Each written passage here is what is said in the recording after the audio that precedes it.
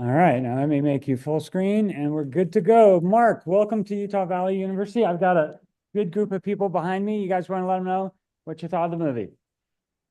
There we go. Thank you. It's funny. I cannot. I can't. I love hearing the clapping, but I can't. I mean, I sing it, but I can't hear it. But I love Oh, seeing it. that's right. You can hear me though, right? Because I'm right Yeah, I in. can. Oh, it's because your mic. Yeah, I can hear you, and I really appreciate all of you spending the night here. It's awesome. Obviously, it's a heavy movie, and thanks for taking the time to watch it and ingest it. Appreciate it. Well, not only a good number of these people not only have been watching the movie tonight, but they've been, doing all that prep work that we talked about. So, Yep. so you Great. really got them, you really got them thinking, I think, about a lot of things. Hey, I'm going Good. to ask a question, and then we're going to just turn it over to them. They're going to tell you their names and stuff, and just who knows what they're going to ask. I told them they could shoot from the hip, so they who knows what's going to happen. Great. So, so uh, um, fabulous movie, very, very important, very informational, and very relevant to us living here downwind in Utah. Um, I wanted to ask you a little bit about your background. I was curious about kind of how you came to this movie, and I guess the way I want to ask this is, based on like the op-ed that you shared with us and different things, I feel like you're an activist yourself, and I'm curious about, are you a filmmaker that came to this subject through like your filmmaking? So are you an activist because of you ended up working on this film and becoming aware, or were you an activist that sort of found filmmaking as a vehicle to share the story? Or how did that work for you? You know what I mean? Yeah, thank you. It's a great question. I grew up in an activist family in Seattle, and so it was sort of my um, day to day. My mom was very, very active and continues to be active to this day on a lot of issues, including nuclear issues, which were a big deal in our house. When I was in high school, I participated in a program called the Shadow Project in my hometown, and what that was we the night before the anniversary of the bombings in Japan, the first bombing in Japan, we drew outlines of people on the street with spray paint. And the next morning, people woke up to all these outlines of people. And that was to commemorate what had happened. And it was similar to what had happened in Hiroshima on that day. And so that was sort of it was in me to be an activist and to be speak up for marginalized communities and other communities. That was really important growing up. And then on the flip side, my dad was in advertising, and so I had kind of a background of media and communications my whole life. And when what he did a lot of, it wasn't just agency advertising. He worked for a television station, so there were a lot of there's a lot of acting, a lot of things like that in our household, and a lot of analysis of ads. So kind of that combination together of activism and filmmaking has sort of been in my blood forever. And my co-director and I, we met years and years ago on what was called the Monster.com Diversity Leadership Program, where we went to college campuses and we made short vignettes of movies with major companies.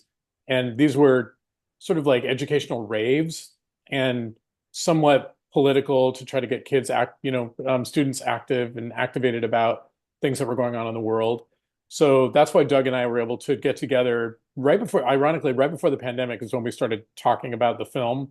And this is really a pandemic film, which started in around 2019. But principal shooting and everything, we got started in 2020. So that's kind of our background together, our filmmaker background together as directors. Yeah. Okay. Great. I'm gonna, guys, if you want to have a question, just come and line up here. And first one here can come and chat. I've got other questions. If they were shy, Okay. I was going to ask other questions, but we'll let them go because Okay. they're more important. They're what we're here for. So Yeah, thank you, I'm Mark. here. I can stay as long as you all want to stay, on this. There you What's going on, Mark? How's it going? It's going good. My name is John. Nice to meet you, John. I'm in the directing track in our program here. Awesome. I have a question for you in regards of like preparing your subjects. I recently worked on a documentary about my my wife's grandpa, who's getting old and he's kind of struggling with dementia. Yeah. And some of like the people, his family I wanted to interview, we're like, yeah, let's talk. Like, we want to talk about his health decline. And then on the day of the interview, they're like, I don't want to talk about it anymore. Yeah. So how do you prepare your subjects for like a hard interview, like someone like Claudia, who lost a lot of people? Yeah. How do you prepare them for that? And when the interview does get emotional or stressful for them, how do you, I don't want to say, I guess, calm them, or how do you help them get the words that they want to get out? It's a great question. Part of what I'm a people person. I like to interact. I like the interaction of and conversation. And with Claudia, as for an example, I spent several hours with Claudia on the phone before we actually met on camera and met in person. So there was a trust that happened there. Claudia gets a lot of phone calls from all kinds of people you can imagine.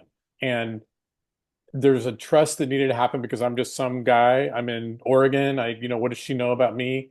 I researched really well. Like, I understood the topic really well. I gained her trust. And with that trust, I just let her talk. And I shared things about myself to her. I think it was important to develop that interaction. Not all directors would say this, but I like the human interaction. I think it's really important.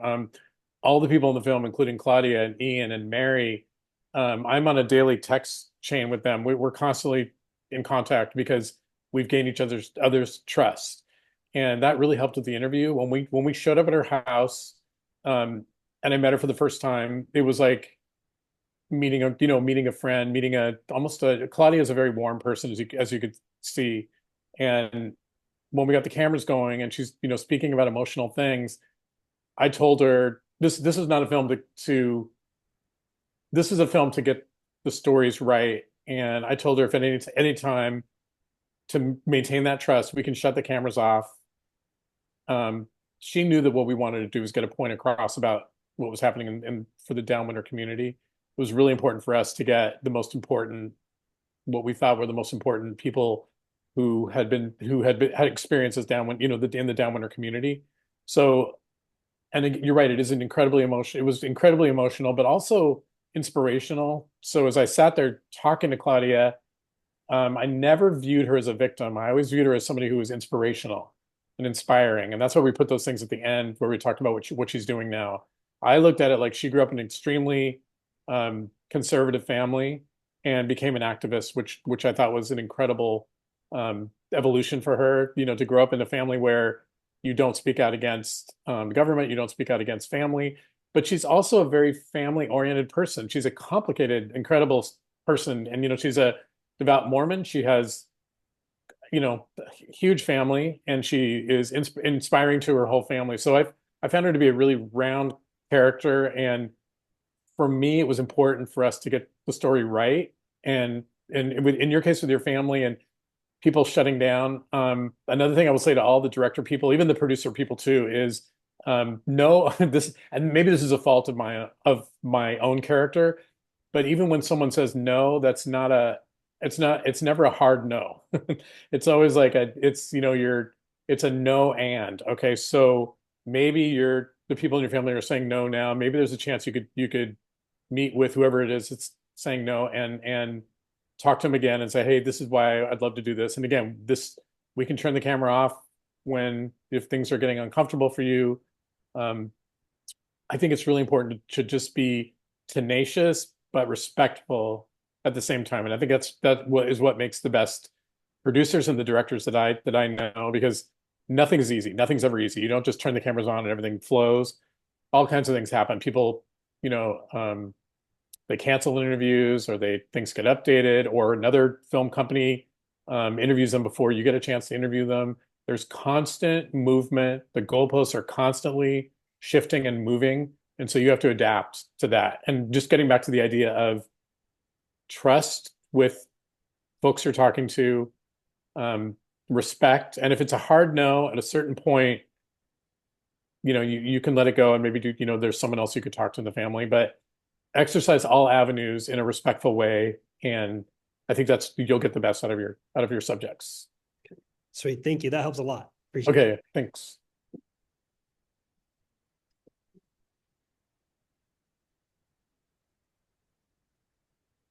Hi, Howdy. I'm Jackson. I am going to be applying to the directing track this coming fall here at UVU. And so I wanted to talk about directing. And so filmmaking is all about telling a story. And even in your documentary, it was all about telling a story. And I feel like that'd be kind of a hard line to navigate between just sharing information and like telling a story. So my question for you is how did you navigate that? Like, what was your thought process in sharing an appropriate amount of information, but not making this film feel like here's just information versus here's like a story I want to share? Yeah, so you're talking about the narrative of having, the telling an interesting story, a compelling story, in the eyes, we're always trying to keep people thinking about, okay, what happens next? Like when you're binging a show on Netflix or wherever, and it's a series, it's just common sense. At the very end, they're going to leave you with a cliffhanger or something, and we wanted to kind of keep the flow going. In this case, in our film, it's in Downwind. It's an incredibly heavy topic, and part of what we did with Lewis Black is we brought him into the third act because we wanted a little bit of a shift in the narrative to keep it, just show the preposterousness of what was going on with nuclear testing and everything, and just like, he was so just shocked about what was happening, and but we also got some laughs. We had an early screening at Slam Dance in Park City, and we noticed, and it didn't have Lewis Black in it in that third act, and it was a real. We noticed that there was a lot of sort of lulls, and we needed to kind of keep the narrative flowing in a way that people get okay. It's a heavy topic. How do we make it digestible? And that's part of why we brought in Lewis Black at that point, and kind of had actually increased his his part in the film to kind of keep that narrative going. So is that what you're talking about? Just sort of the flow of the narrative and how to keep people engaged? Yeah. That's critical part of what we're trying to do. And it's a real, by the way, when you show your film, be okay with sitting and watching your film, because it's really hard to see your film. It's almost like hearing your own voice, like on a recording or something, and just it gives you, it's cringy to when I sat through the first screening of Downwind, and I knew every word and every line by heart, because you get to know the film like your own child. It's like I probably better than my own. I have two daughters, and I think I know my film better than my kids. It's just showcasing your film, be proud of what you're doing, and be also really proud of your story. One last thing I'll say is, when we were making Downwind, we got a lot of feedback from people along the way. It was helpful, but you have to figure out what's helpful and what you don't want to reroute everything. You want to stick with your initial idea for the film is often the best, and then you can refine it to a way to get to a point of you don't want to make too many changes. We did a lot of edits and a lot of changes. We could have made a whole series we could have made several different films with this film. We chose a path, we kind of stuck to it. And, we wanted to keep it kind of governmental, informational, kind of bland in some ways. Like, you notice the text was all caps to kind of match the government text. And we also wanted to keep things black and white, because another thing about the whole idea of downwinders and the downwind topic, a lot of people don't believe in fallout. What's happened with fallout is, as you can see, even today, people don't believe radiation causes cancer because it's a long-term thing. But we wanted really to tell a story in black and white. These are people that are actually impacted. These are lands that are actually impacted. But we wanted to actually get ideas from both sides. We interviewed people on both sides of the coin, and then we only included maybe 13 interviews. It seemed like a lot, but we probably had 60 to 70 different interviews, and a lot of them are still in the can. So we could probably make another film. But anyway, kind of trusting the process and sticking with your narrative. I think that's really important. Awesome. Thank you so much. Thank you.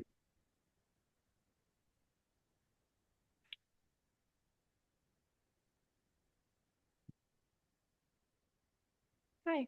Hi.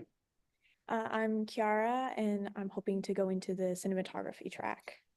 My question was that now that this film has shed light on the topic a lot more, what do you hope happens? What's happening tonight is part of what I hope happens, because I knew there were a lot of people my age that are really aware of what was going on, but I really wanted to connect with Gen Zs and Gen Alphas and all the others to let people kind of understand, because they're going to carry the torch for the next generation. So we want this film to have life. It's on Peacock now. It's on, it's streaming. You can watch it. Everybody here, I hope, will follow us at Backlot Docs, which is our Instagram. We kind of update. We have other films that we're making now, and from the Downwinder perspective, we want the conversation to continue. Right now, when we made the film, the Radiation Exposure Compensation Act was still alive in Congress, and now it's passed. It has come to an end, and one person in Congress, Mike Johnson, who's been pretty prominent the last few days, has a bill on his desk that we know will pass, but we want people to be outraged. We want people to contact Mike Johnson, Louisiana, the Speaker of the House, to let him know that we really need to get RICA passed and funded and extended, because it's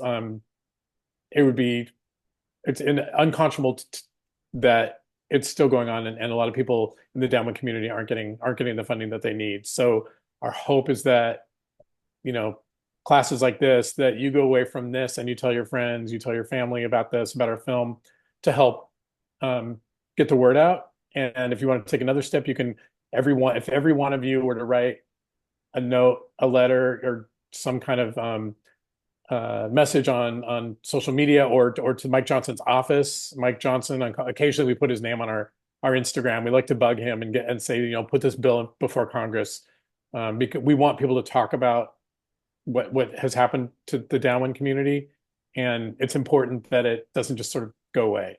So we want it to have life. And again, people my generation, a lot of us knew about nuclear testing and stuff, but when we start talking about people in their 20s and 30s, and also to share with the younger generation, so that we don't ever resume nuclear testing again.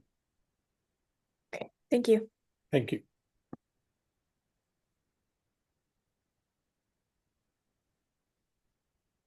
I hope you're all texting Mike Johnson right now. Hi, I'm Colin. I'm in the post-production track. Nice. With sort of the filmmaking aspect, how do you choose the people that you interview? How do you choose the locations that you're going to go film at? How do you choose the sort of plethora of information? How do you trim some of that down? I mean, hopefully you have a good editor. If you are making a film, you have an editor that can really make your story cohesive, because directors, as you can tell with my own answers, they go on and on and on, and you need a good editor to kind of cut them off and get to the important points.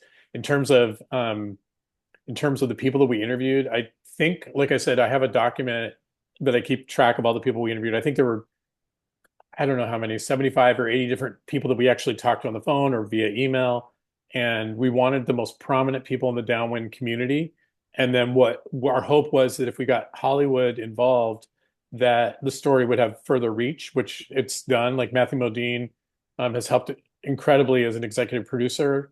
Martin Sheen obviously is sort of the voice of a generation. He played a president in a really important series, and has been an activist his whole life, and has actually marched with Ian Zabarte and others. Ian Zabarte, principal man of the Western Bands of the Shoshone Nation, is the most outspoken member of the Native American community to talk about downwind and downwinders. And Mary Dixon, who lives in Salt Lake, and Claudia Peterson, both of them have gone on the road all over the world to speak about the downwind community. So we wanted to make sure we had sort of the critical people involved, and we'd seen other downwind films, and some of them didn't include. We wanted people that would reach audiences and would connect with audiences, and we felt like we really wanted to get the most important folks that we could, the most sort of prominent people in the downwind community.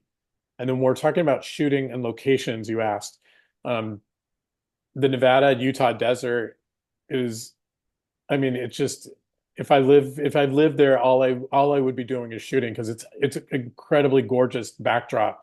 So most of it was shot. We actually had a guy in St. George was our drone pilot's based in St. George, and he went all over and shot in Nevada, Arizona, and Utah. And then we wanted to shoot backgrounds with Ian in kind of in the Death Valley area. Again, incredibly beautiful, just stunning. When you go to the test site itself, it's this vast desert landscape, it's barren, but it's beautiful, and there's so much life. And so we wanted, as much as possible, we wanted to kind of show that. And then by showing lots of different locations, I mean, we're in Utah, we're in Arizona, we're in Nevada, we're in New York. And so we wanted to kind of have a breadth to the story that would incorporate all of those backdrops. And Lewis Black, for instance, you would have to shoot him in New York City. That was his favorite bar that we shot him at, and we were able to work with the guy who owned the bar. He let us open it, and we actually had the whole bar to ourselves to shoot. Mary, we felt like it was important to shoot at her house. If you go around her house, there's like artifacts of activism everywhere. Same thing with Ian. And so it was, and Claudia too, we just kind of wanted to show in their own environment what they look like. We didn't want it to be like, just in a boardroom or something. We wanted it to have some nice visual context to it. So thank you. Thanks. Yeah, as you can tell, I need an editor to edit my my answers, but all of it hopefully is valuable in some way. Hello, Hi. I'm Kira. I'm going towards the director's track, Great. and I wanted to ask you, it's a little bit similar to his question, but I was really impressed with your B-roll and your music. So I wanted to ask you, how did you choose the shooting locations for the B-roll? And how did you choose your music as well? Like, did you hire a composer, or how did that work? Yeah, so we did hire a composer, and she's based in Taiwan, or she was in LA at the time, now lives in Taiwan, and she's an incredible composer. And we actually had her look at the scenes. We described what was going on in the scenes. We sent her clips of the scenes so she could get a feel for what they would look like. Doug did a lot of sort of the industrial sounds that we wanted. We wanted it to sound sort of governmental, kind of Stranger Things-ish, where things are just very governmental and connected to Matthew Modine, and the government part of that was important. So that's why you heard a lot of those sort of eerie sounds and backdrop sounds. So yeah, really thrilled with our composer, original music, and she was reasonable. She was, I think she hadn't done very many films before, so she gave us a chance. I think you're going to hear a lot more from Jaina, is her name. And I think you also asked about our backdrops and backgrounds and things like that. Again, it was just going on, getting out there and going on road trips and driving around and finding the critical locations. And there's a lot of story in the desert. The desert has a lot of story, and it spoke perfectly to this topic, because I think in the old, the old guard, the military, and the people making decisions to do the nuclear testing wanted to find a place that they thought, again, was kind of a barren, lifeless landscape. But you go to the desert and there's life everywhere. And that was the irony of we wanted to showcase that. And the drone footage that we got we just really lucked out with a pilot who just knew the area really well. That was another thing that I would recommend for directors and producers. If you're wanting to shoot B-roll, obviously locations, if you're shooting outside of what you're familiar with, let someone else shoot it, or have them take you to locations that really matter. And in that way, the locations really tell a story. Thank you. Awesome work too. That was Thanks, great. I appreciate it.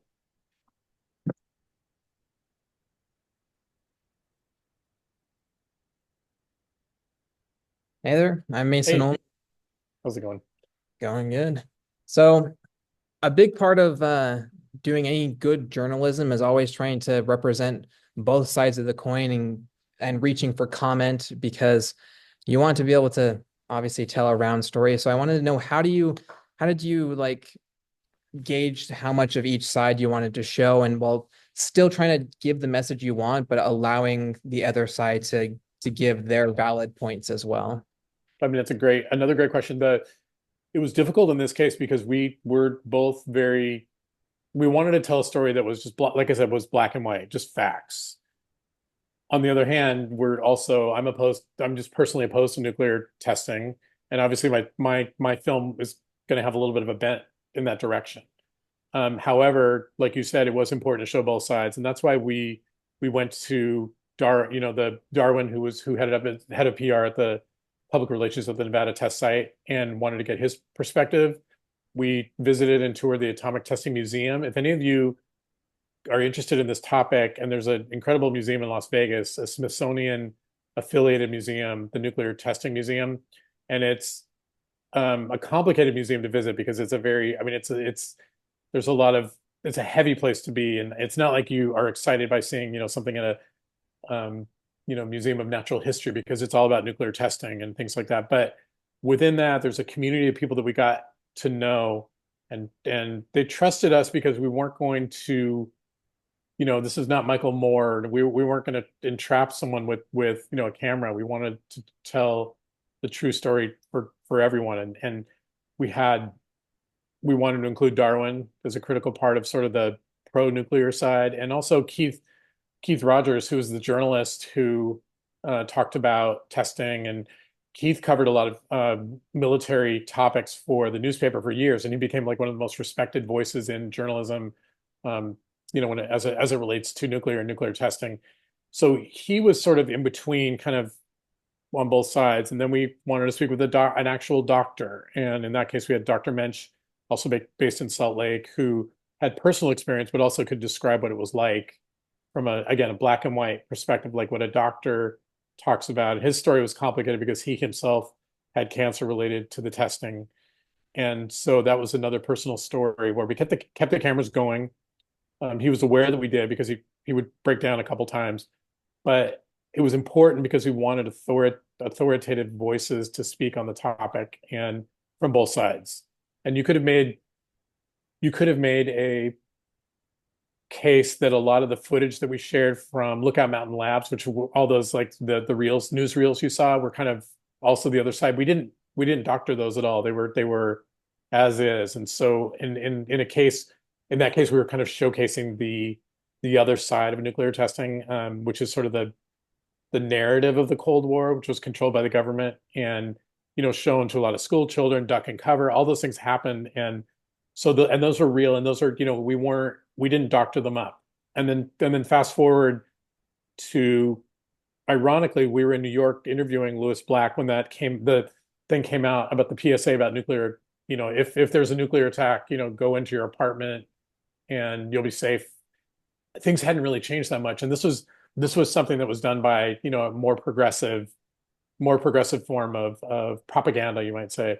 But it was really important that we gain trust, like I said, from everyone. We're not gonna throw you under the bus. We're gonna try to tell the complete story and let people figure it out. But obviously, again, if you're a filmmaker, you might have another director sitting next to me who'd say, no, you make a film and then you really dive in and just show one side of it. We wanted it to be more inclusive and show both sides. Although, again, there's definitely that we're definitely siding on the anti-testing side. Sure. But the other thing too, we got to know a lot of scientists, and a lot of the scientists that we met that the whole idea of trust the science and things like that. We talked to a lot of scientists who were pro-nuclear, and so that was also very important that we kind of understood the complicated nature of science, and it can be wonderful, it can be destructive. Science created nuclear weapons, right? Science is hopefully going to tell the story of what the fallout from nuclear testing can be. But again, trying to understand both sides and being relatable and interact well, that was important to us. And just a quick follow-up, did you end up having any sort of like pushback from pro-nuclear people as you were trying to interview them? You mean about the topic about how this is not we don't. Yeah, we did get some pushback. We tried to show as much as we could in the film. I think Darwin talks about like, oh, it's still a hot topic, which to us, it's something that was pretty definite. But again, I think a lot of it is personality. I'm an open book. I'm, as a director, I'm not trying to hide anything. And if they want to tell us something, John Wayne's son, who we interviewed, was more conservative than I am, and there were things he said off camera that I won't repeat here that were he didn't want them on camera, so we took them out. So in that sense, we were able to kind of make the movie could be true to itself, and we didn't want to outrage people. We wanted to, like, someone asked earlier, what do we hope for this film? We hope that it tells a story and that other people are going to, like, other people are going to help spread the word. But yeah, you're going to get pushback, and you have to decide yourself as a director if you're going to leave it in the film or not. We didn't include everything out of respect for the interviewers on both sides. All right. Thank you. Thanks.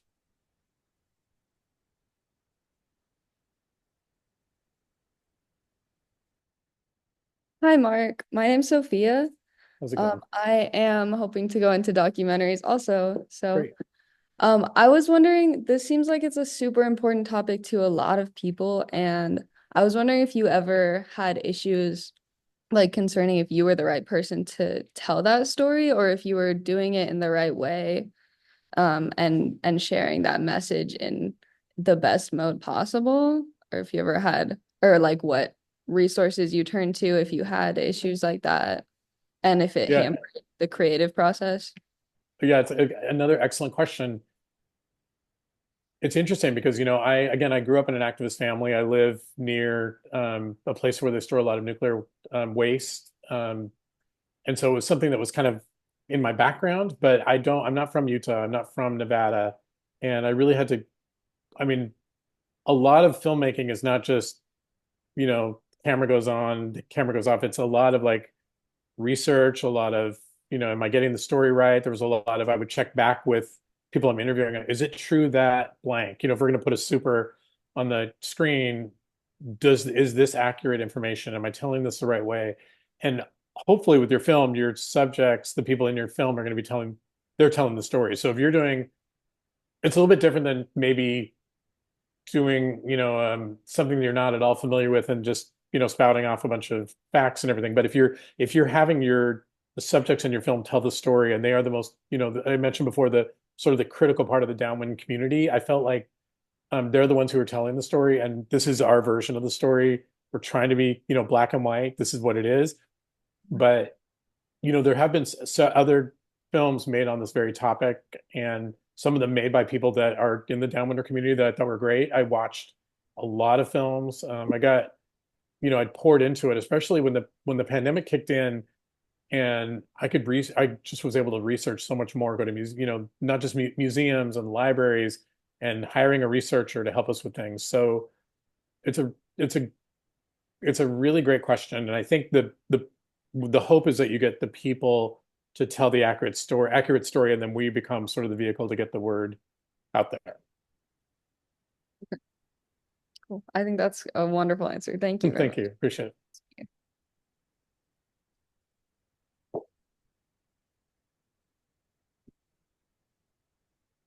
Hi, Mark. How's it going? It's going good. So Good. I'm Jaden, and I'm hoping to go into post-production. So while watching your film, there was a lot of like very interesting archival footage and like documents that were shown. And might be a dumb question, but I was just like, I was wondering how you guys did the research or found all that footage and all those cool documents. Like there was the one where it showed testing going on animals, and I was like, how did they go about finding that footage? So are you talking about the footage like of the animal, like the pigs that they tested on, or Yeah. there's archives of all of those things from this place called Lookout Mountain Labs, and I actually think that there's going to be a movie made about this incredible studio in Laurel Canyon in Los Angeles that we talked a little bit about, Lookout Mountain Lab, where they made thousands and thousands of films that are in an archive that is accessible. So you have to pay in some cases to get some of the archives, and if you're going to use it in the film, you have to get either you have to pay to use the archival footage that you're showing. But there are vast libraries that you can, the UNLV has a great library. So does I know that there was a study done with Mary Dixon, who's in the film, and a lot of people were interviewed in Salt Lake too, and I can get the name of that archive too. But there, a lot of those old Cold War, black and white and color films were made at Lookout Mountain Labs, and Jared Leto, the actor, um, lives in that building, and now that's his house, and maybe that's not for public knowledge, but I think it's out there. He pretty much knows. But I one day I went to the house. I literally was in Laurel Canyon. And I found it, and I found the house, and I was able to talk to someone from his entourage, and they were just describing the house and everything. It was a super cool place, but it's this incredible compound where they made all those films. And I think from what I've heard that Jared Leto is working on a film about the studio,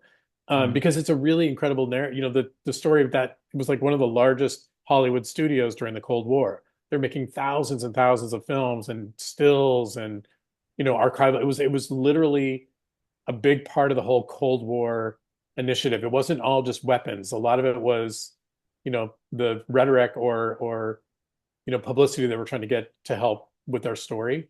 So it's a really fascinating topic, and I think someone can make an incredible film if you guys want to do that. There you go. There's a lot of researching, a lot of archiving. You can get little clips and everything that you can watch online, but to get the high res clips that we use, we had to license them. Yeah, of course. Well, thank you, Mark. That's really all I wanted to ask. Thank Did you. you asked something else about post-production? Was there something else you wanted to follow up Um, on or about? Not really. I guess um, no, not really. Just kind Okay. of, I guess there were like some documents that, like, I know during the film they spoke about like documents that weren't public at first, but did become public, and you like showed, or it was shown in the film. Great. Do you know Yeah. exactly how you got some of those documents? Yeah, some of them you can find archival. Again, there were libraries that we went to find a lot of them, but some of them are online. You can actually find them online. Everything that we had in the film was, um, the actual document. We didn't doctor anything up, and some of them are pretty. If you start to go into it, if all of you here, I mean, there's enough things to get mad about in the world, but if you start to kind of dig into some of the archives and look at the narrative and look like that one guy in one of our things says something like, more like us than mice. They were the fact that they were testing subjects and getting information about them. And I think my only thought is that they thought that it would help slow the war, slow the war, or end the war in some way if we had this, incredible deterrent in place. But if people are viewed in such a way, it's hard for me to even comprehend people of our, you know, it was incomprehensible. And so that was what would get frustrated when we started reading about these things or talking to people. Again, people that we talked to, Kevin Camps was the one of the interviewees. He works back in DC and was able to get us some of the documents too. So, it's just a lot of research and everything, and it gets you fired up for a movie. And like I said before, like just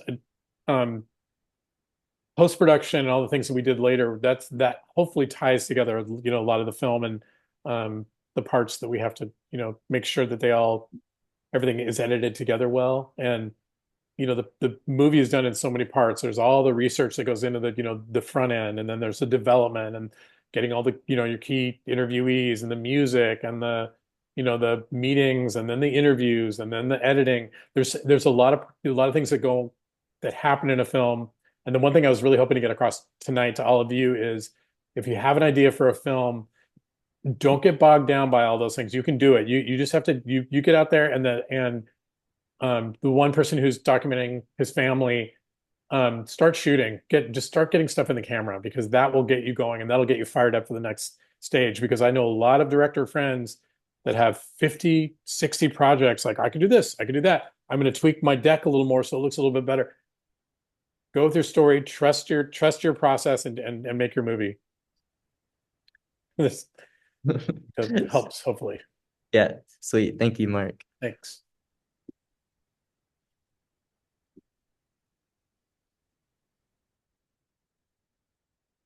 Hey, Mark. My name is How's it- Carson, and I'm in the cinematography track here at UVU. And I've got a question for you.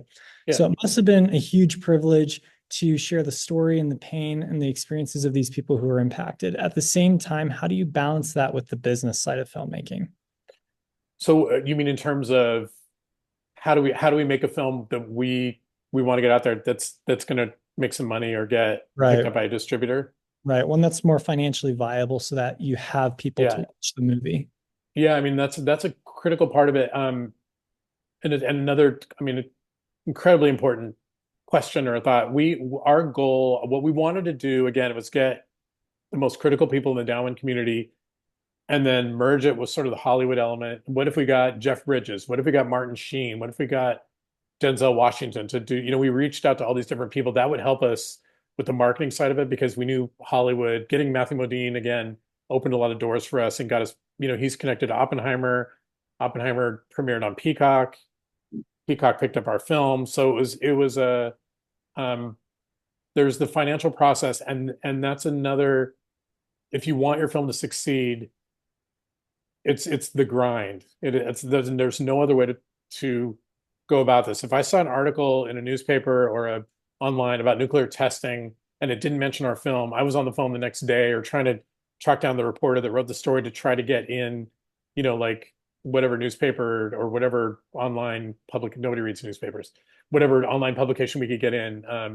We wanted to get on talk shows. If I was ever in a town, like during a film festival, and I knew that they had like a TV station, I would actually call the station to say, hey, can I go down there and talk about Downwind? Because I didn't have a marketing team behind me. In my previous job, I was director of marketing for an animation studio. And it was easy because, I had a huge team of people behind me and I could like assign a publicist to go out there and send a press release to 100 different people. Now that was on me to do all this. And, it was a grind. It's literally, it's never ending. The day never ends. The night, you know, Bill Belichick, no days off. It is literally getting in there every single day, every single moment is an opportunity to market your film. So as much as I love this film and the people in the film, I want to make more films. And so, yeah, there is the financial side of it, which is getting it in front of as many people as you can, get people to talk about it. I mean, the one thing I'll say about you got your generation, I have a daughter who's in her teens and well, if TikTok's still around, but whatever, they know how to market things better than we do. So we reached out to a guy that helped us, do a series of TikTok things, or we did YouTube, or we got our trailer out there. It's just, it's like everybody's trying to go viral with whatever they're trying to do. Just watch TikTok. Everything is about, we want to go, I want to go viral. I want to go viral. I want to create something that is going to create noise. And in our case, what can we do to get people to watch it? And a fair number of people have watched this film, but not enough. It's never enough. It's never enough. You know what I mean? I know Oppenheimer just killed at the box office. It was incredible, but now people have forgotten about it. And even people in my own neighborhood, maybe 4 out of 10 people have seen Oppenheimer and Downwind. I mean, so you become your own publicist, your own sort of, um, you know, cheerleader. You want to get people to talk about your film. And oftentimes it was like I said before, it was like whack-a-mole. I feel like I would see an article and then I'd go after that reporter and the reporter would be like, I wrote the story already. I'm not going to do it again. So how do you get in front of the news? I think you guys could do a better job with marketing. Mine's a little more old school. And I think I could have used, we could have used a more, we could have benefited from some or more early marketing and trying to hit early adapters. A lot of people didn't, a lot of people sort of millennials and younger, Gen Z, don't really care about this topic, unfortunately, and they're on to other things. And I would always get frustrated when I was like, why are the Kardashians, front page news when this is really important? But you have to just sort of, accept that that's what's going to happen. We knew going in that we're not going to be making Gone with the Wind. We're going to do our best to get this out there and hopefully this film will have legs. And again, everybody in this audience, now you're all part of my marketing team, and I hope you tell everybody about it. And don't be afraid to talk about it. That's another thing I'll say about filmmakers. A lot of times filmmakers are really good at what they do, and then they want to move on to the next thing, or they're embarrassed. It's like reading your own poetry. You it's hard to do, but you really have to be your own publicist, your own, and by the way, wherever you go, if I'm on an airplane, I'm sitting next to someone, they ask me what I do.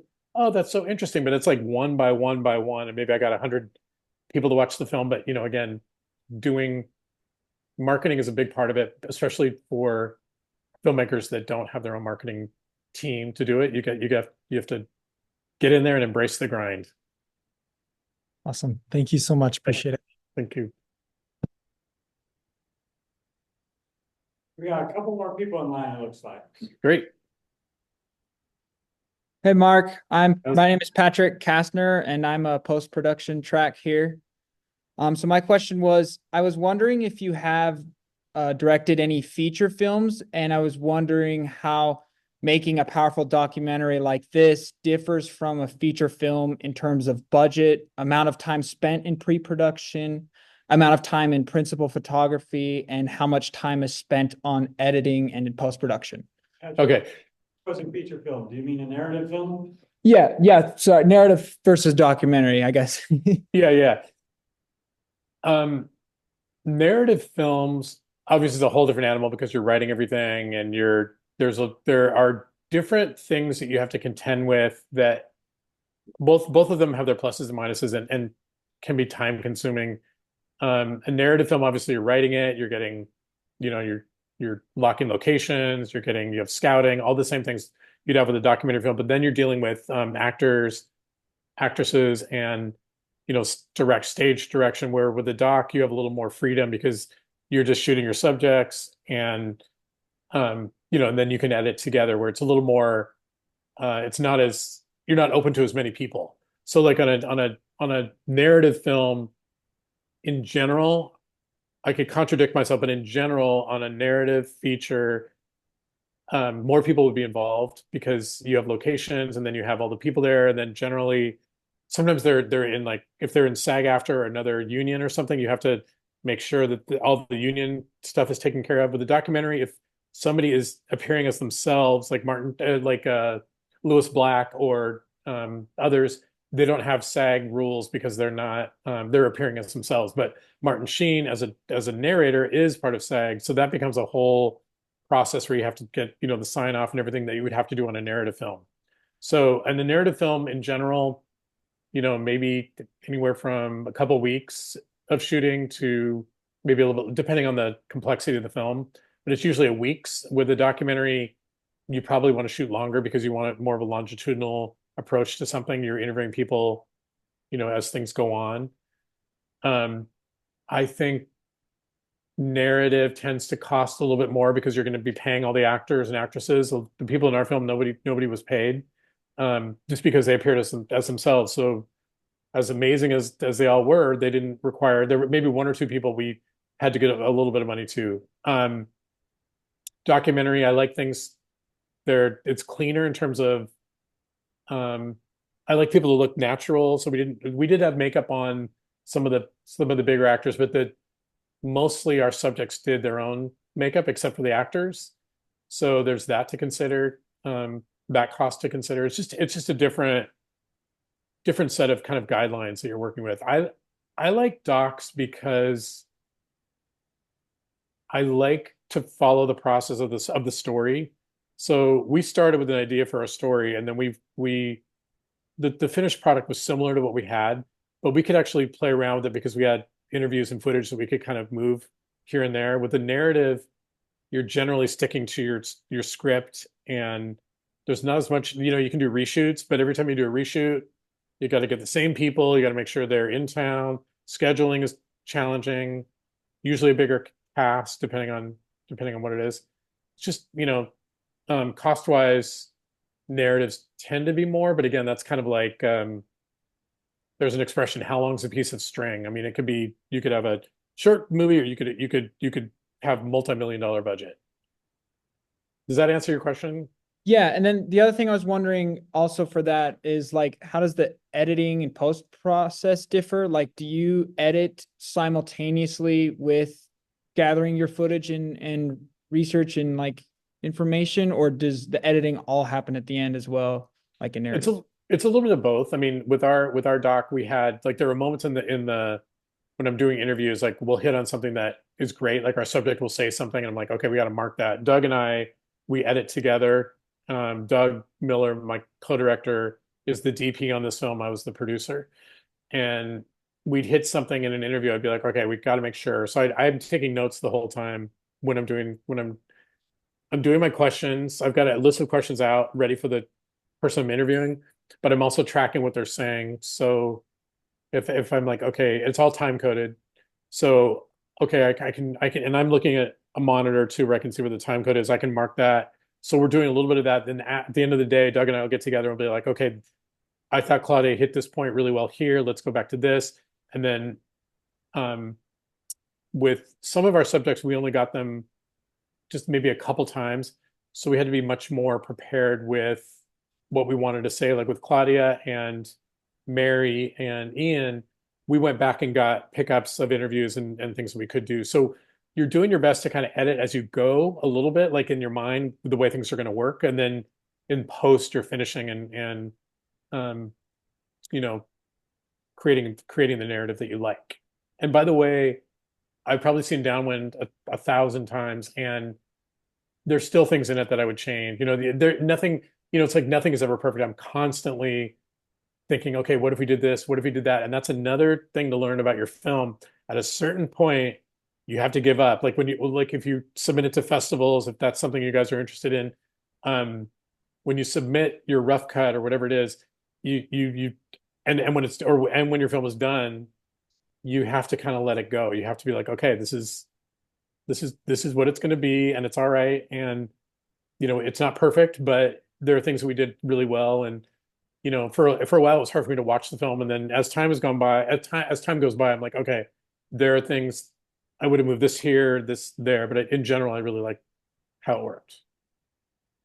Okay, Editing and post production. Some would argue is the most critical part of the entire thing, because you're finalizing your story, you're getting it ready, it's like turning in like a thesis, or a major dissertation or something, and you at a certain point you just have to, okay, this is what we're going to do, and this is how we're going to roll with it. Okay, thank you very much. Thank you.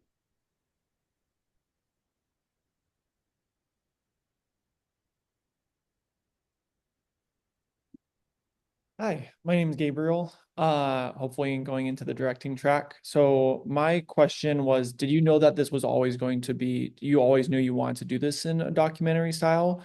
Or what, did this start out as a narrative? And if you did know it was going to be a documentary style going forward, why choose that medium opposed to a narrative? Good question. We knew this was going to be a documentary because we had an idea of what we wanted to do with the film. And the tricky part was, as I mentioned, we started right before the pandemic. As we got into the pandemic, there'd be a lot of actors and things like that would be available during that time.